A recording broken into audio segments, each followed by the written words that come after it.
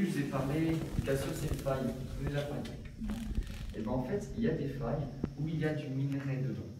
Et lorsqu'il y a du minerai dans une faille, on va appeler ça un filon. Là, il y a du minerai, vous avez vu. Donc ça veut dire que là, on est dans un filon. Alors imaginez, le filon, c'est un peu la grosse côtelette, il y a plein de viande dedans. Et ce que vous venez de voir, c'est juste une trace infime en fait de l'os qui reste de la côtelette. En fait, c'est juste ça, c'est des traces un petit peu partout.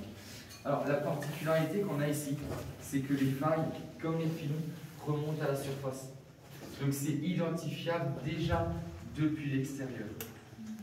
C'est pour ça qu'on a une corporation minière ici, qu'à la Renaissance, on va faire venir des sourciers, qu'on a des ingénieurs miniers, on va faire des cartographies. Et ensuite, on a juste orienté le mineur pour aller au filon.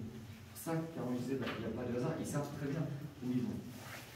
Le problème, c'est qu'une fois arrivé dans le filon, à la Renaissance, on cherche de l'argent, en très grande partie, on peut cuivre à la rigueur.